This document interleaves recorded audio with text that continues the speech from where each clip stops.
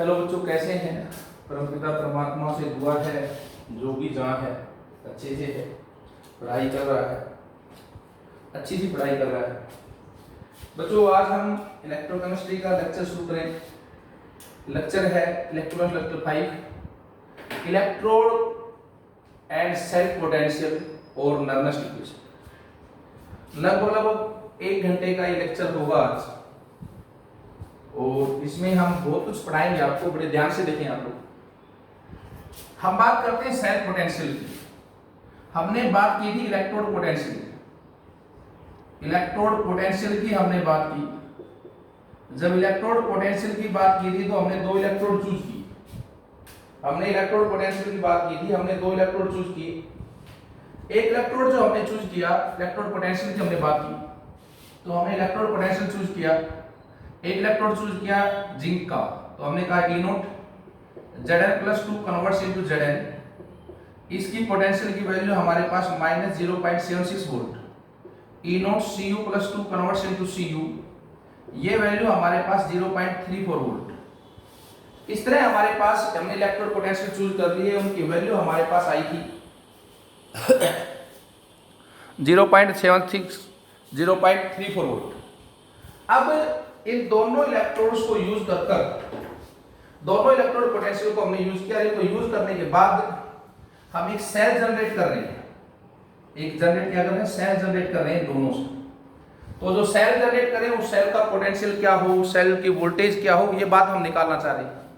तो जब भी आप इलेक्ट्रोड पोटेंशियल ऑफ सेल निकालें, इलेक्ट्रोड पोटेंशियल ऑफ सेल जब निकालेंगे आप, इलेक्ट्रोड पोटेंशियल ऑफ सेल निकालेंगे, तो वो इलेक्ट्रोड पोटेंशियल, क्योंकि इलेक्ट्रोड पोटेंशियल की जो वैल्यू है इस स्टैंडर्ड देखिए, तो स्टैंडर्ड इलेक्ट्रोड पोटेंशियल होगा, स्टैंडर्ड इलेक्ट्रोड पोटेंशियल होगा। और मैं बता रहा हूं आपको, बहुत चक्रों में पढ़ने की जरूरत नहीं है। आप स्टैंडर्ड इलेक्ट्रोड पोटेंशियल जिसको E नोट सेल कहते हैं वो निकालें, और उसका फॉर्मूला होगा E नोट सेल बराबर E nought cathode minus E nought anode. Cathode minus anode का आप फॉर्मूला यूज करें। सिंगल फॉर्मूला आप यूज करें, E nought cell that is equal to E nought cathode minus E nought anode. ये equivalent formula है, इस formula को आप यूज करें। अब बच्चा कहते हैं मैं कैसे डिसाइड करूं ये बात कि कौन सा कैथोड और कौन सा एनोड, ये बात मैं कैसे डिसाइड कर पाऊंगा सर कि कैथोड कौन सा है, एनोड कौन सा है। तो हमने उस दिन भी बताया था आपको कि कैथोड की यदि बात करते हो आप, कैथोड, तो कैथोड वो है जिस पे रिडक्शन होता है, जिस पे रिडक्शन होता है। एनोड वो है जिस पे ऑक्सीडेशन होता है। क्या होता है? ऑक्सीडेशन। रिडक्शन जिस पे होता है वो कैथोड है, ऑक्सीडेशन वो है जिस पे रिडक्शन होता है। ऑक्सीडेशन रिडक्शन उसका होता है, रिडक्शन उसका जिसका रिडक्शन पोटेंशियल ज्यादा, जिसका रिडक्शन पोटेंशियल ज्यादा, जिसका रिडक्शन पोटेंशियल ज्यादा है उसका रिडक्शन है। ऑक्सीडेशन उसका है, उसका जिसका रिडक्शन पोटेंशियल कम, रिडक्शन पोटेंशियल कम, जिसका रिडक्शन पोटेंशियल कम। तो जब सेल बनाएं तो सेल में इन 2 इलेक्ट्रोड्स को यूज करकर हम सेल बनाना चाह रहे हैं। जब हम सेल बनाएं तो सेल के अंदर हमारा बेसिक कॉन्सेप्ट हो कि किसको हम एनोड बनाएं और किसको हम कैथोड बनाएं। एनोड कौन सा बने, कैथोड कौन सा बने। तो एनोड वो बने जिसका रिडक्शन पोटेंशियल कम हो। कम किसका है? जिंक का है, तो जिंक वाला क्या हो गया आपके पास? एनोड हो गया। और कैथोड वो बने जिसका रिडक्शन पोटेंशियल ज्यादा हो, कैथोड वो बने जिसका रिडक्शन पोटेंशियल ज्यादा हो, तो ये आपके पास क्या हो गया? कैथोड हो गया। अब जो इन दोनों को यूज कर सेल बने, उस सेल का यदि इलेक्ट्रोड पोटेंशियल निकालें, स्टैंडर्ड इलेक्ट्रोड पोटेंशियल, तो वो क्या हुआ? E nought cathode minus E nought anode. Cathode कौन सा भाई? कॉपर वाला, 0.34 माइनस, और इसका कितना एनोड का? -0.76 वोल्ट, 0.76 वोल्ट माइनस 0.34 प्लस 0.76 0.76.34 दोनों को ऐड किया 1.10 वोल्ट। जो ये सेल बनी, इस सेल का स्टैंडर्ड इलेक्ट्रोड पोटेंशियल 1.10 वोल्ट आ गया, 1.10 वोल्ट आ गया। ये बात सभी को समझ में आनी चाहिए कि जो भी ये सेल बनी, इस सेल का जो पोटेंशियल था वो 1.10 वोल्ट आ गया। अब बच्चों कुछ एक बात बता रहा हूं, बातों को बहुत ध्यान से सुनिएगा। For a cell for a redox cell to work किसी भी redox cell को वर्क करने के लिए, कोई redox cell वर्क करे, काम करे, for a redox cell to work, कुछ एक एसेंशियल कंडीशंस हैं, और वो कंडीशंस क्या क्या हैं? E nought cell should be positive. केवल और केवल वही रिडॉक्स सेल बनाओगे तो उसका काम होगा कि वो काम करे, देखने के लिए बनाओगे नहीं। यदि सेल बनेगी तो वो सेल काम करे, और सेल काम कब करेगी? जब उसका इनोड सेल की वैल्यू क्या होगी? पॉजिटिव होगी। For a redox cell to work, E nought cell should be positive. जब इनोड सेल पॉजिटिव होता है तो cell reaction, redox reaction of cell is spontaneous. Cell का जो रिडॉक्स रिएक्शन होता है वो स्पॉन्टेनियस होता है, वो अपने आप होता है, और सेल वर्किंग पोजीशन में होती है। यानी सबसे इंपॉर्टेंट लॉजिक आपको लेके चलना है, जब भी आप कोई सेल जनरेट करो तो उस सेल के अंदर आपके पास पहला जो लॉजिक हो वो ये हो कि उस सेल का यदि standard electrode potential, E nought cell की वैल्यू यदि पॉजिटिव आ गई तो वो सेल काम करेगी। वो सेल क्या करेगी? काम करेगी। कहीं पर भी इनोड सेल की वैल्यू नेगेटिव आती है वो सेल की, तो एक बार जरूर अपने कॉन्सेप्ट को चेक कर लेना कि कहीं हमसे गलती तो ना हो गई है। आगे चलते, हमने इनोड सेल निकाल दिया, हमने ये डिसाइड कर दिया कि कौन एनोड है कौन कैथोड है। इस बेस के ऊपर हमारे पास आता है रिप्रेजेंटेशन, सेल रिप्रेजेंटेशन। इस बेस के ऊपर हमारे पास क्या आता है? Cell representation. एक सेल का रिप्रेजेंटेशन आता है कि सेल को रिप्रेजेंट कैसे करें। यदि हम इस सेल का रिएक्शन देखें, सेल रिप्रेजेंटेशन बताएं, उसमें यदि हम सेल रिएक्शन देखें, सेल का रिएक्शन देखें कि सेल का रिएक्शन क्या है, तो सेल रिएक्शन यदि देखें तो एक टर्मिनल कौन सा है? एनोड। दूसरा टर्मिनल कौन सा है? कैथोड। एक एनोड है, एक कैथोड है। एनोड के ऊपर क्या होगा भाई? ऑक्सीडेशन। कैथोड के ऊपर क्या होगा भाई? रिडक्शन। कैथोड के ऊपर क्या होगा? रिडक्शन। तो एनोड पे ऑक्सीडेशन, तो ये पहले वाला जो हाफ है, इस हाफ को हम कहते हैं ऑक्सीडेशन हाफ। सेकंड जो है उसको हम कहते हैं, इस सेकंड वाले को हम कहते हैं रिडक्शन हाफ। जो कैथोड पे होता है उसको हम कहते हैं रिडक्शन हाफ। क्या कहते हैं? Reduction half. कैथोड वाले को रिडक्शन हाफ, एनोड वाले को ऑक्सीडेशन हाफ। एनोड पे ऑक्सीडेशन होगा, जब ऑक्सीडेशन होगा तो जिंक Zn जो था वो Zn+2 में कन्वर्ट होगा, क्योंकि आपको पता है Zn+2 में कन्वर्ट होगा, प्लस 2 पॉजिटिव आ गया, 2 इलेक्ट्रॉन्स। कैथोड के ऊपर रिडक्शन होगा, और जब रिडक्शन होगा तो Cu+2 जो है, Cu+2 वो 2 इलेक्ट्रॉन्स को एक्सेप्ट करेगा, और एक्सेप्ट करने के बाद Cu में कन्वर्ट होगा। Anode cathode. एनोड के ऊपर आप सभी जानते हो कि एनोड के ऊपर ऑक्सीडेशन होता है, और ऑक्सीडेशन होता है loss of electrons. Reduction cathode पे होता है, रिडक्शन होता है गेन ऑफ इलेक्ट्रॉन्स। तो इसने इलेक्ट्रॉन गेन किए, इसने इलेक्ट्रॉन लूज किए। ये आपके पास दो हाफ आ गए, एक ऑक्सीडेशन हाफ और दूसरा कौन सा? Reduction half. यदि आप इन दोनों हाफ को जोड़ दें तो आपके पास एक ऑक्सीडेशन हाफ आ गया, एक रिडक्शन हाफ आ गया। इन दोनों को जोड़ दें तो आपके पास सेल रिएक्शन आ जाएगा। यदि आप सेल रिएक्शन लिखें यहां से कि सेल रिएक्शन क्या हुआ, तो सेल रिएक्शन यदि आप लिखेंगे सेल रिएक्शन आपके पास हो गया, इन दोनों को जोड़ा तो 2 इलेक्ट्रॉन से, तो 2 इलेक्ट्रॉन कैंसिल हो गए। क्या बना cell reaction? Zn plus Cu+2 gives Zn+2 plus Cu। ये आपके पास सेल रिएक्शन आ गया। अब बच्चों ये सेल रिएक्शन आ गया, मान लो इस सेल को रिप्रेजेंट करना चाहते हो, इसी सेल को रिप्रेजेंटेशन देना चाहते हो कि ये सेल रिप्रेजेंट हो।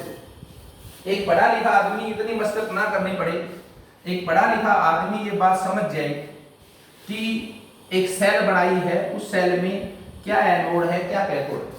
तो स्टैंडर्ड रिप्रेजेंटेशन ऑफ सेल आता है, standard representation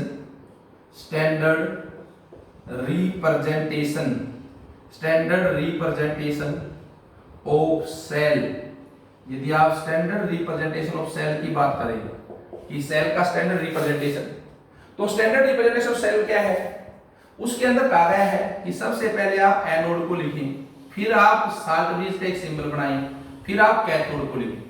anode, salt bridge और कैथोड। एनोड के ऊपर क्या हुआ है भाई, ऑक्सीडेशन, तो जो ऑक्सीडेशन हुआ उसी को लिख दो। ऑक्सीडेशन में क्या हुआ है, Zn कन्वर्ट्स हुई है किसमें, Zn+2 में। साल्ट ब्रिज का सिंबल, रिडक्शन कैथोड पे हुआ, कैथोड पे क्या हुआ भाई, Cu+2, किसमें कन्वर्ट हुआ भाई, Cu। ये आपके पास सेल का आपने रिप्रेजेंटेशन लिख दिया। सपोज करो जो Zn+2 आयंस थे उसकी कंसंट्रेशन C1 थी, उसकी कंसंट्रेशन C1 थी। Cu+2 आयंस थे उसकी कंसंट्रेशन C2 थी, तो ये आपने उनकी कंसंट्रेशन लिख दी। C1 और C2 क्या हो गई, कंसंट्रेशन किसकी, Zn+2 आयंस की, और Cu+2 आयंस की क्या हो गई, C2। ये आपके पास एक सेल का रिप्रेजेंटेशन आ गया। अब कोई भी पढ़ा लिखा आदमी जो इस चीज को देखेगा वो ये बात समझ जाएगा कि एक सेल बनाई गई है, उस सेल में जिंक का एनोड है, कॉपर का कैथोड है, Zn का ऑक्सीडेशन हुआ है Zn+2 आयंस में, कॉपर का Cu+2 आयंस रिडक्शन हुआ है Cu के अंदर। तो ये बात कोई भी पढ़ा लिखा आदमी इस बात को देख के आराम से समझ सकता है। ये सेल का एक रिप्रेजेंटेशन हो गया कि सेल को हम कुछ इस तरह से रिप्रेजेंट करते हैं, जो सेल है उस सेल का रिप्रेजेंटेशन इस तरह से हम करते हैं। अब हमने स्टैंडर्ड इलेक्ट्रोड पोटेंशियल निकाल लिया सेल का, हमने स्टैंडर्ड इलेक्ट्रोड पोटेंशियल सेल का निकाल लिया। फॉर्मूला हमारे पास था E nought cathode minus E nought anode, single formula याद रखें, कंफ्यूज होने की बिल्कुल जरूरत नहीं है। अब जब सिंगल फॉर्मूला निकाल लिया, सेल का रिप्रेजेंटेशन देख लिया, ये देख लिया सेल रिएक्शन कैसे लिखा जाता है, तो हमारे पास बेसिक जो इक्वेशन थी वो थी नर्नेस्ट इक्वेशन। आज का कॉन्सेप्ट था इलेक्ट्रोड एंड सेल पोटेंशियल और नर्नेस्ट इक्वेशन। हम यदि नर्नेस्ट इक्वेशन की बात करें कि नर्नेस्ट इक्वेशन क्या है, तो हमारे पास जो इलेक्ट्रोड पोटेंशियल है सेल का वो डिपेंड करता है electrode potential of the cell, electrode potential of the cell depends upon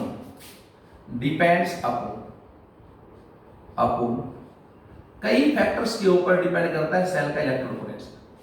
पहला फैक्टर है nature of electrode, first factor is nature of electrode. क्या है, नेचर ऑफ इलेक्ट्रोड्स, कि इलेक्ट्रोड्स का नेचर क्या है। सेल का इलेक्ट्रोड पोटेंशियल जो डिपेंड करता है वो कई फैक्टर्स पे डिपेंड करता है। पहला फैक्टर क्या है, नेचर ऑफ इलेक्ट्रोड्स। दूसरा जो फैक्टर है सेकंड फैक्टर, वो सेकंड फैक्टर आपके पास है कंसंट्रेशन, सेकंड फैक्टर है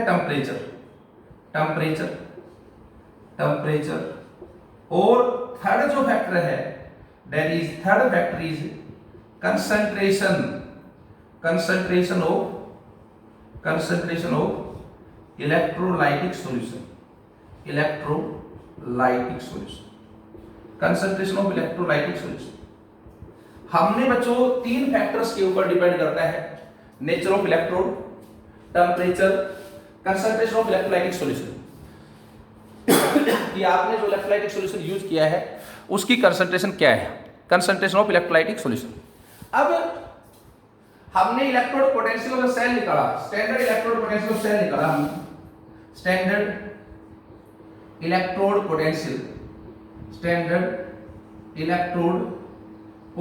ऑफ सेल निकाला, इलेक्ट्रोड पोटेंशियल ऑफ सेल जो हमने निकाला, सेल का स्टैंडर्ड इलेक्ट्रोड पोटेंशियल, तो वो E नोट सेल था और वो E नोट था E nought cathode minus E nought anode.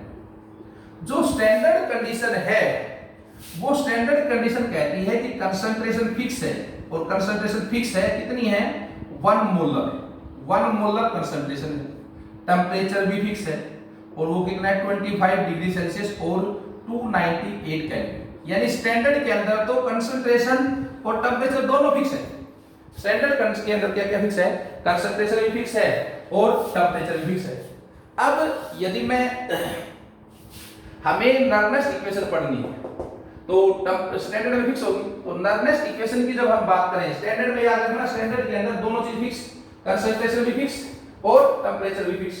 तो कंसंट्रेशन फिक्स हो गई, टेम्परेचर फिक्स हो गया, तो नर्नेस्ट इक्वेशन की जब आप बात करते हो, नर्नेस्ट इक्वेशन में क्या है सर, तो नर्नेस्ट इक्वेशन के अंदर यदि आप देखो कि नर्नेस्ट इक्वेशन में, तो नर्नेस्ट इक्वेशन की जब आप बात करोगे नर्नेस्ट इक्वेशन की, तो नर्नेस्ट इक्वेशन डील्स विद, ये बहुत इंपॉर्टेंट चीज, प्रारंभ मोस्ट इंपॉर्टेंट चीजें हैं, नर्नेस्ट equation deals with the effect of concentration on EMF of a cell। Nernst equation deal करती है किसके साथ, effect of concentration on EMF of the cell. बहुत बार पूछा गया है सिग्निफिकेंस ऑफ नर्नेस्ट इक्वेशन के रूप में, इसको बहुत बार पूछा है, सिग्निफिकेंस ऑफ नर्नेस्ट इक्वेशन, कि नर्नेस्ट इक्वेशन का क्या सिग्निफिकेंस है, तो नर्नेस्ट इक्वेशन का सिग्निफिकेंस है कि Nernst equation deals with the effect of concentration on EMF of the cell. किसी सेल के EMF के ऊपर जो कंसंट्रेशन है, उस कंसंट्रेशन के इफेक्ट को डील करती है नर्नेस्ट इक्वेशन। अब बच्चों नर्नेस्ट इक्वेशन लिखिए, तो नर्नेस्ट इक्वेशन मान लो हम लिखने की कोशिश कर रहे हैं, एक इक्वेशन लेते हैं, let us deal with a chemical equation. एक केमिकल इक्वेशन लेते हैं, कौन सी केमिकल इक्वेशन ले ली हमने, हमने केमिकल इक्वेशन ले ली A mole of A plus B mole of B converts into C mole of C plus D mole of D। हमने एक इक्वेशन ले ली केमिकल इक्वेशन, जिसमें हमने कहा A mole of A converts into plus D mole of B converts into C mole of C plus D mole of B। ये equation ले ली हमने chemical equation कोई, और इसके लिए मैं नर्नेस्ट इक्वेशन लिखूं तो फ्री एनर्जी की टर्म्स में दी गई, फ्री एनर्जी टर्म में दी गई, नर्नेस्ट इक्वेशन को फ्री एनर्जी टर्म में इंट्रोड्यूस किया गया। डेल्टा जी यदि इसके लिए लिखें तो डेल्टा जी बराबर delta G naught plus 2.303 RT। Delta G बराबर delta G naught plus 2.303 RT log concentration of C, molar concentration of C raised to power of its coefficient C into molar concentration of D raised to power of its molar coefficient D upon concentration of A raised to power of A into concentration of B raised to power B। Delta G बराबर delta G note plus 2.303 RT log concentration of C raised to power C into D raised to power D upon A raised to power A into D raised to power B। ये जो symbol है, ये symbol molar concentration का है, ये symbol molar concentration का है, यानी मोलरिटी का है। इसको कई किताबों में एक्टिविटी भी लिखा जाता है, एक्टिविटी एक ही बात है, ध्यान रखिए। मोलर कंसंट्रेशन का है, मोलरिटी का है, एक्टिविटी भी कह देते हैं। अब डेल्टा जी क्या है, standard free energy change, standard free energy change, standard free energy change, standard free energy change. Delta G note क्या है, सॉरी डेल्टा जी क्या है, फ्री एनर्जी चेंज, और डेल्टा जी नोट जो है that is standard free energy change, standard free energy change, free energy change, standard free energy change क्या है, ये स्टैंडर्ड फ्री एनर्जी चेंज। अब रिलेशन होता है, रिलेशन है relationship between free energy and electrical work, free energy and electrical work में और free energy में रिलेशन है। क्या रिलेशन है, delta G that is equal to minus NEF और delta G nought that is equal to minus NE nought F। ये relation होता है फ्री एनर्जी चेंज में, फ्री एनर्जी चेंज के अंदर और इलेक्ट्रिकल वर्क के अंदर। क्या रिलेशन है, delta G that is equal to किसके बराबर है minus N E nought E F delta G nought that is equal to minus N E note F. अब यदि ये रिलेशन है तो मैं यहां से बच्चों relationship between free energy and electrical work की बात कर रहे थे। डेल्टा जी बराबर minus N E F delta G naught बराबर minus N E note F. यदि मैं ये वैल्यू उठाकर ये E electrode potential E naught standard electrode potential F Faraday constant N number of electrons used in the reaction number of electrons involved in the reaction में कितने involve हुए हैं reaction.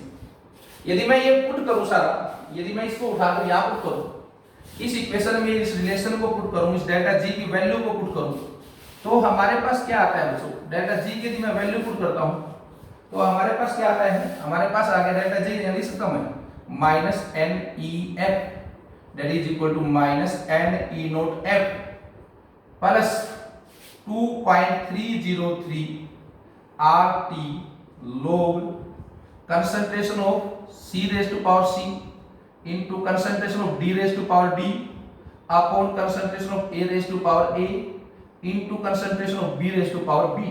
बोलो लिख सकता हूं मैं, यदि माइनस एन एफ को कॉमन ले लूं, माइनस एन एफ को मैं थ्रू आउट कॉमन ले लूं, क्या बचा E that is equal to minus N F E nought यहां माइनस कॉमन आ गया minus 2.303 R T upon N F into log concentration of C raised to power C into D raised to power D upon A raised to power A into B raised to power B। बोलो यार B raised to power B clear सभी को। यदि ये बात सही है तो माइनस आपके पास थ्रू आउट कॉमन आ चुका, माइनस आपके पास थ्रू आउट कॉमन आ चुका, माइनस कॉमन आ गया, ये सारा ये माइनस एन एफ कॉमन आ गया, इस सारे कैंसिल कर, क्या बचा E that is equal to E nought minus 2.303 R T N F log concentration of C raised to power C into D raised to power D upon concentration of A raised to power A into concentration of B raised to power B। बोलो भाई ये आपके पास नर्नेस्ट equation आ गई, ये आपके पास क्या आ गया बच्चों, नर्नेस्ट इक्वेशन आ गई। इंपॉर्टेंट है याद रखें, E बराबर E nought minus 2.303 R T N F log concentration of C raised to power C into D raised to power D upon A raised to power A into B raised to power B। ये नर्नेस्ट equation आ गई। इससे आगे देखें यदि हम इससे आगे देखें तो हमारे पास नर्नेस्ट इक्वेशन आ चुकी, नर्नेस्ट इक्वेशन हमारे पास आ चुकी है। और क्या थी नर्नेस्ट इक्वेशन, नर्नेस्ट इक्वेशन हमारे पास थी E cell that is equal to E cell that is equal to E node cell minus 2.303 RT NF log concentration of C raised to power C into D raised to power D upon concentration of A raised to power A into B raised to power B raised to power B। अब बच्चों नर्नेस्ट equation पढ़ रहे हैं, यदि नर्नेस्ट equation पढ़ रहे हैं तो नर्नेस्ट इक्वेशन के अंदर सीधी सी बात यह है कि नर्नेस्ट इक्वेशन जो है उस नर्नेस्ट इक्वेशन में हम जो देखना चाह रहे हैं वो है इफेक्ट ऑफ कंसंट्रेशन। तो मैं इफेक्ट ऑफ कंसंट्रेशन देखना चाह रहा हूं, तो इफेक्ट ऑफ कंसंट्रेशन हम देखना चाहते हैं E cell that is equal to E nought cell minus 2.303 R की जगह क्या हो गया 8.314 standard T 298 kelvin upon N F Faraday constant 96 500 log concentration of C raised to power C into D raised to power D upon A raised to power A into D raised to power B। बोलो भाई B raised to power। यदि हम ये बात देखना चाह रहे थे इसके अंदर नर्नेस्ट इक्वेशन के अंदर तो हमारे पास क्या है बच्चों, यहां से इसकी यदि सॉल्व करो मैं सारे को तो ये आपके पास आ गया E cell that is equal to E nought cell minus 2.3, इसको सोल्व किया तो ये सारी वैल्यू सोल्व करने के बाद 0.0591 upon n log concentration of C raised to power C into D raised to power D upon A raised to power A into B raised to power B। बोलो भाई raised to power, ये आपके पास nervous equation आ गई जो आपको numerical purpose से याद रखनी है, इंपॉर्टेंट है, याद रखनी है। E सेल बराबर E nought cell minus 0.0591 upon n log concentration of C raised to power C, log concentration C raised to power C into D raised to power D upon A raised to power A into B raised to power B। ये nervous equation है, important point. अब और थोड़ा generalise करें चीजों को, थोड़ा सा यदि और चले तो मैं यूं कह सकता हूं, ध्यान से देखेंगे आप, मैं यूं कह सकता हूं बच्चों, हम पढ़ रहे थे क्या, इस इक्वेशन हमारे पास क्या थी, ये वाली equation C raise to power C, Nernst equation को हमने पढ़ लिया, नर्वस इक्वेशन को हमने पढ़ लिया। क्या पढ़ा नर्वस इक्वेशन को, E cell that is equal to E cell that is equal to E nought cell minus 0.0591 upon n log concentration of C raised to power C into D raised to power D upon A raised to power A into B raised to power B। यहां पर देखो equation के अंदर, ये आपके पास कौन सी equation है, nervous equation. इस इक्वेशन को देखो भाई, इस इक्वेशन को यदि आप इस इक्वेशन को देखें तो क्या थी equation, A raised to power A into A into B raised to power B into B, C raised to power C into D raised to power D upon A raised into, ये reactant है, ये product है, ये reactant, ये product. क्या मैं इस equation को लिख सकता हूं, E cell that is equal to E nought cell minus 0.0591 upon n log, इसकी जगह इन सारी टर्म्स की जगह कंसंट्रेशन ऑफ प्रोडक्ट लिख सकता हूं, कंसंट्रेशन ऑफ प्रोडक्ट अपॉन इन सारों की जगह लिख सकता हूं कंसंट्रेशन ऑफ रिएक्टेंट, बोलो लिख सकता हूं। तो E cell that is equal to E nought cell minus 0.0591 upon n log concentration of product upon reactant, concentration of product upon concentration of reactant। कोई दिक्कत किसी को, चलो ये जनरलाइज फॉर्म निकाल देंगे इसकी, मैं इसके ऊपर थोड़ा सा बात और करूंगा आपसे। तो मैं यूं कह सकता हूं बच्चों, मैं आपको यूं कह सकता हूं कि ये इक्वेशन आपके पास ये बन गई, इस इक्वेशन को आप चाहें तो लिख सकते हो। मान लो मैं एक इस जनरलाइज इक्वेशन में इक्वेशन ये लिख रहा हूं, हमने अभी देखा कि Zn plus Cu plus 2, Zn plus 2 plus Cu equation पढ़ी थी अभी, ये इक्वेशन पढ़ी थी। इसमें क्या है, जिंक आपके पास सॉलिड है, कॉपर आपके पास सॉलिड है, सॉलिड है, कॉपर प्लस 2 की कंसंट्रेशन है कोई, इसकी अपनी एक कंसंट्रेशन होगी, मान लो कंसंट्रेशन C1 है, इसकी अपनी कंसंट्रेशन होगी, मान लो कंसंट्रेशन C2 है। यदि मैं इस इक्वेशन के लिए, इस रिएक्शन के लिए नर्वस इक्वेशन लिखता हूं तो क्या मैं नर्वस इक्वेशन लिख सकता हूं, E cell that is equal to E nought cell minus 0.0591 upon n, n यहां पर क्योंकि दो पॉजिटिव चार्ज है, हमने देखा था Zn कन्वर्ट होगा Zn प्लस 2 में प्लस 2 इलेक्ट्रॉन्स, यहां पर Cu प्लस 2 दो इलेक्ट्रॉन्स को एक्सेप्ट करेगा और कन्वर्ट होगा किसमें, Cu में। तो इस इक्वेशन में हमने देखा था कि Zn plus Cu plus 2 will gives Zn plus 2 plus Cu। Maximum electron दो यूज हुए, दो से ज्यादा इलेक्ट्रॉन किसी भी आप में यूज नहीं हुए, मैक्सिमम इलेक्ट्रॉन कितने यूज, दो। तो n की वैल्यू यहां पर मैं 2 लिख सकता हूं, n की वैल्यू क्या लिख दूंगा मैं, 2। यदि n लिखूं तो मैं क्या लिख दूंगा, 2 log concentration of product। अब बच्चों याद रखना बात, जब भी प्योर सॉलिड होगा, प्योर सॉलिड होगा उसकी कंसंट्रेशन, प्योर लिक्विड होगा उसकी कंसंट्रेशन हमेशा 1 लेते हैं, यूनिटी लेते हैं, क्या लेते हैं, 1। प्योर सॉलिड प्योर लिक्विड की concentration 1, partial pressure of pure gas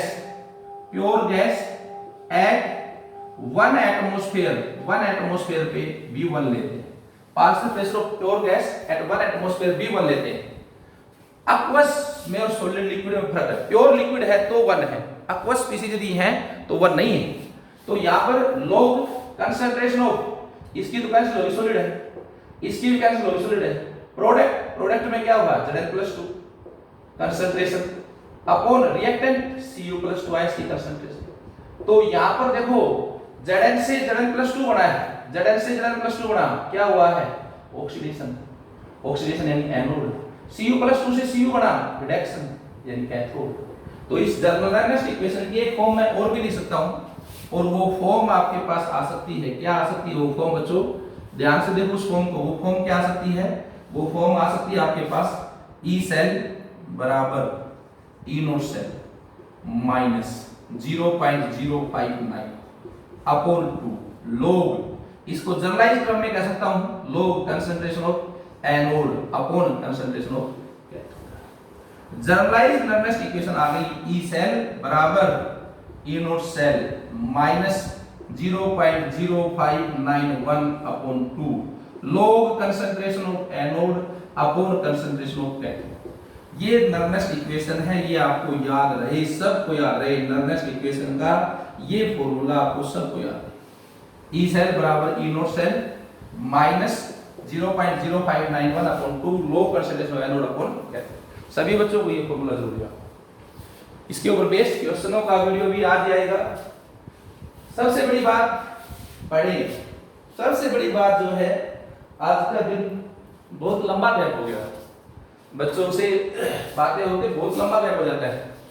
video बनाने का मन भी तब करता है, अच्छा मैटर देने का मन भी तब करता है जब जिंदा सा एहसास आए कि यस सर हम पढ़ रहे हैं, हमें काम चाहिए, उस समय आता है। 10 बच्चे 15 बच्चे रिस्पॉन्स करते हैं, उसमें मजा नहीं आता। सभी बच्चे इस चैनल को जिस पे ये वीडियो अपलोड होते हैं उसको सब्सक्राइब करें। निश्चित रूप से मैं चाहूँगा जैसा आपको ये वीडियो लगे वैसे कमेंट्स आप जरूर डालें उसके ऊपर, उससे मुझे पता चलता है कि कैसा था, अच्छा था, बुरा था, और सुधार की कितनी गुंजाइश है, वो बातें जरूर मुझे पता चले। अगला लेक्चर आज ही भेजेंगे, तब तक के लिए बाय।